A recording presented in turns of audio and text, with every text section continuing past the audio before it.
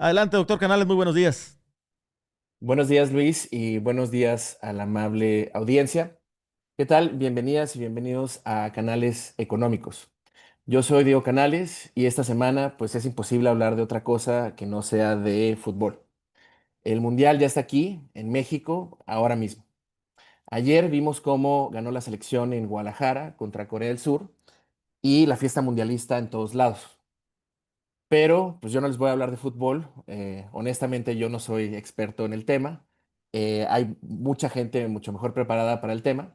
Yo les voy a hablar de dinero, porque alrededor del mundial hay una cifra que se repite en todos los noticieros, que el torneo le va a dejar a México una derrama económica enorme. Y cada vez que escucho la palabra derrama, me dan ganas de hacer la pregunta que casi nadie hace. Derrama sí, pero ¿para quién? ¿Y a costa de qué? Hoy vamos a usar un marco que ya hemos usado en ese segmento y es preguntar quién gana y quién paga. Vamos a poner de un lado lo que el mundial le cuesta a México y del otro lo que de verdad le deja, con números y comparando con lo que pasó en los países que ya pasaron por esta misma experiencia mundialista. Empecemos por la palabra que está en todos los titulares de esta semana y semanas pasadas: derrama económica. Derrama suena a lluvia de dinero que cae sobre el país. Y esta parte, pues sí, es evidente, si la vemos. Llegan visitantes, llegan turistas, llegan extranjeros y nacionales que gastan en hoteles, en restaurantes, en taxis, en tequila, en cervezas. Eso es dinero que sí existe y que sí se mueve y todo esto es cierto. El problema es que la derrama mide solo una cosa: cuánto dinero cambió de manos. No resta nada. A ver, les voy a poner un ejemplo. Piénselo como si organizan una fiesta enorme en su casa. Llegan 100 invitados, cada uno trae algo. Se gastan en la tiendita de la esquina, van a comprar hielo, cervezas, cigarros. El dueño de la tienda de la esquina pues está feliz. Justamente la derrama económica a él está beneficiando. Pero tú, el anfitrión de la fiesta, pagaste el salón, la comida, el servicio, la limpieza. Para saber si te convino, no basta con contar cuántas personas, cuánto gastaron tus invitados en las tienditas. Hay que restar cuánto te costó a ti la fiesta. Justamente esa resta es la ganancia neta y es un número muy distinto. Y también hay una segunda trampa que los economistas llamamos efecto desplazamiento o crowding out. Parte de ese gasto durante el mundial ya iba a ocurrir de todos modos, solo cambió de lugar o de fecha, pero en la cuenta aparece como si fuera dinero nuevo. Y al mismo tiempo, muchos turistas que sí venían, los de siempre que vienen cada verano, evitan las ciudades, por ejemplo, la Ciudad de México, la Ciudad de Monterrey o Guadalajara, porque están saturadas y porque, como todos hemos visto, los precios de hoteles, de Airbnbs, de muchas cosas, se dispararon. Una parte de la derrama, entonces, en lugar de sumarse, solo se reacomoda. Con estos dos temas cubiertos, vamos a ver quién gana, quién paga, perdón, y quién gana.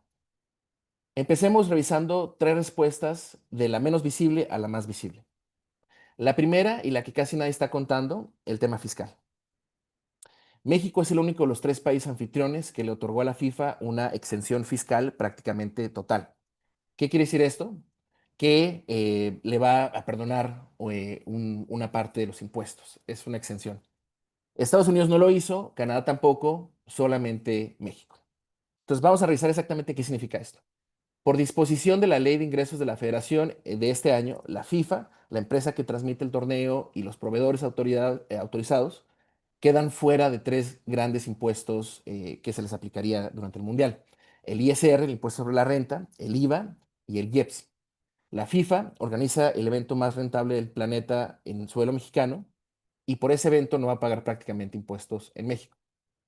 Aquí cabe mencionar una excepción que, para ser justos, los jugadores extranjeros sí van a pagar impuestos sobre la renta de sus premios y sobre sus sueldos, pero la FIFA como tal no.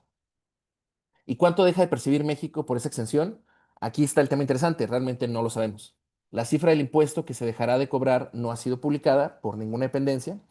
Estamos regalando una recaudación cuyo tamaño ni siquiera se ha hecho público.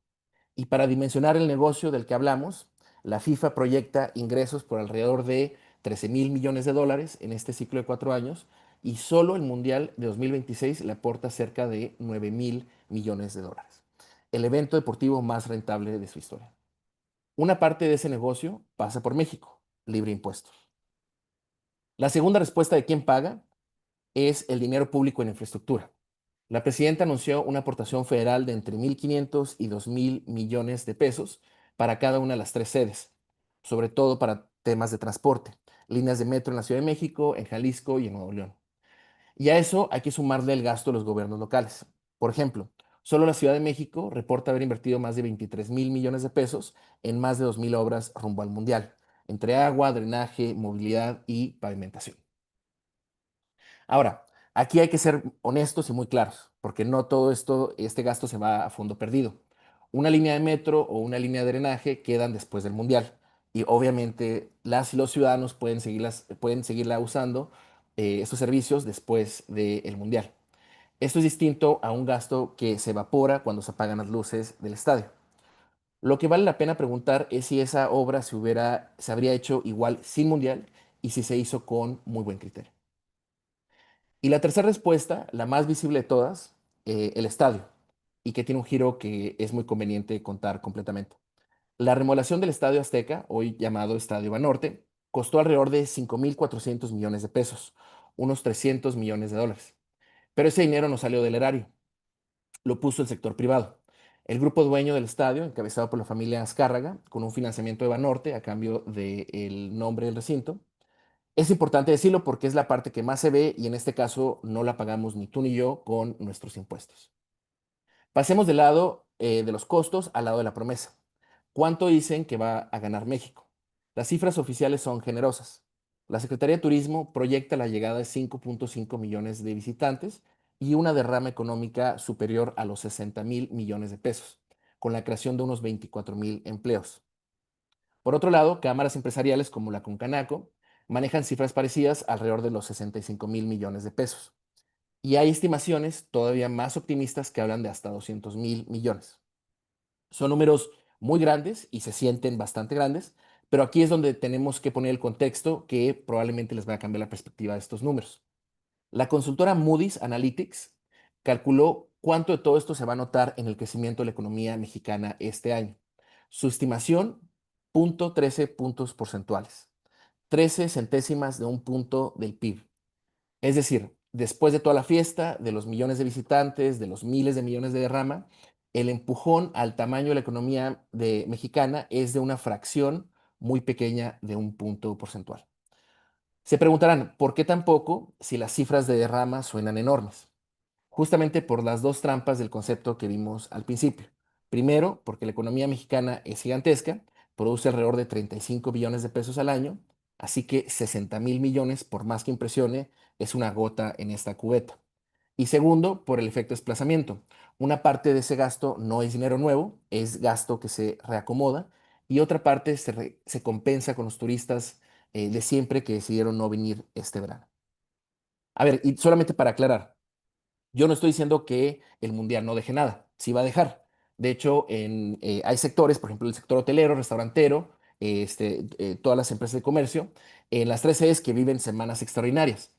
Lo que estoy diciendo es que la derrama nacional, vista contra el tamaño de la economía, es mucho más modesta de lo que el titular sugiere. Una cosa es la fiesta para el restaurante que está junto al estadio y otra cosa es el efecto para el país. Y aquí está la mejor evidencia que tenemos, porque no hay que adivinar. Otros países ya hicieron esto y podemos ver cómo les fue. Para citar al economista Andrew Zimbalist, que lleva años estudiando la economía de los megaeventos en su libro Circus Maximus, lo resume con una frase que vale la pena repetir. Los megaeventos deportivos generan actividad, pero no necesariamente desarrollo. Mueven dinero, sí, pero rara vez dejan el crecimiento sostenido que se promete antes. Me gustaría analizar dos casos muy concretamente. Brasil 2014. Cuando Brasil fue elegida sede, calculó un gasto en estadios de alrededor de 1.100 millones de dólares. ¿Cuánto terminó costando? Cerca de 3.300 millones, tres veces más de lo presupuestado. Y varios de estos estadios, construidos en ciudades sin equipos grandes, hoy se conocen como elefantes blancos, obras enormes que cuestan más mantener de lo que generan. El segundo ejemplo es Sudáfrica 2010. Es recordado como uno de los mundiales con peor saldo económico para el país anfitrión, con estadios que después quedaron semivacíos. El patrón se repite acá en México. los costos, perdón, casi siempre terminan por encima de lo presupuestado y los beneficios casi siempre por debajo de lo prometido. Por eso conviene tomar con calma cualquier cifra de derrama económica que se anuncie antes de que el evento siquiera empiece. Y queda un último punto, el que más te toca como aficionado, el boleto. Los precios para este mundial se dispararon comparados, por ejemplo, con los de Qatar. Para la inauguración en Qatar, las entradas iban desde unos $55. Para este mundial, los precios base arrancaron en cientos de dólares y los mejores lugares llegaron a miles de dólares. La final de Qatar, en su boleto más caro de salida, rondaba los $1,600. Para la final de 2026, se vendieron entradas por encima de los $10,000. Y además de todo esto, la FIFA estrenó algo llamado precio dinámico, donde el costo del boleto sube solo según la demanda, como los vuelos de avión o, por ejemplo, las plataformas de transporte. Tras una ola de críticas, la FIFA terminó bajando algunos boletos a $60, pero el modelo ya había dejado claro hacia dónde apunta el objetivo real de la FIFA. Y eso lleva a una pregunta incómoda sobre la famosa derrama. ¿De quién es este dinero que va a entrar? Con boletos de cientos o miles de dólares, quien llena buena parte de las gradas no es el aficionado mexicano promedio, sino el visitante extranjero de alto poder adquisitivo. Es turismo de lujo concentrado en unas semanas y en 3 ciudades. Bienvenido sea ese gasto, pero conviene tener claro cuando se habla de un beneficio para México, porque ese beneficio se reparte de una manera muy despareja. Vamos, si juntamos todo y el marco ya se está completando. La FIFA pone el torneo y se queda con el grueso de negocio sin pagar impuestos aquí.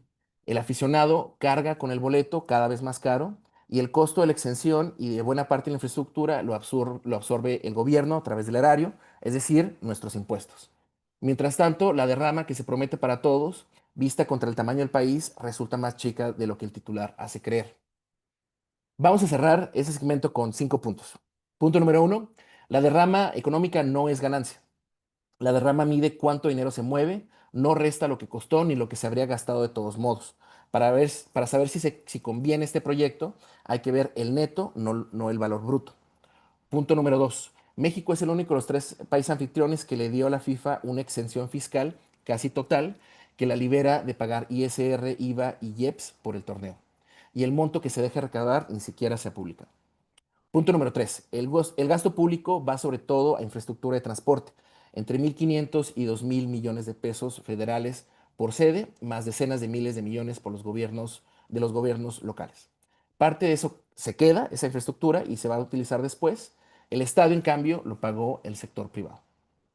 Punto número 4, la derrama prometida, más de 60,000 millones de pesos y 5.5 millones de visitantes. Suena enorme, pero Moody's Analytics nos calcula que sumará apenas 0.13 puntos porcentuales al crecimiento económico de nuestro país este año. Grande para el restaurante junto al estadio, modesto para el país. Punto número 5, los mundiales que ya pasaron, por ejemplo en Brasil y Sudáfrica, terminaron con costos por encima de lo presupuestado y beneficios por debajo de lo prometido. El patrón se repite torneo tras torneo. Y a ver, que quede claro, yo voy a ver todos los partidos como todos, voy a gritar los goles de México como todas y todos. Disfrutar el mundial y mirar sus números con calma no se contradicen. Lo único que hicimos hoy fue separar dos cosas que los titulares juntan. La fiesta que todos vivimos y que vamos a gozar y el negocio que tienen dueños muy concretos y una factura que alguien tiene que pagar. La pregunta que les dejo es esta. Cuando termine el torneo y se apaguen las luces de los estadios, ¿quién va a quedar contando ganancias y quién va a quedar pagando la cuenta? Esa cuenta la podemos hacer con datos duros en un par de meses y aquí le vamos a seguir el rastro a esa cuenta. Yo soy Diego Canales y esto fue Canales Económicos. Nos vemos la próxima semana.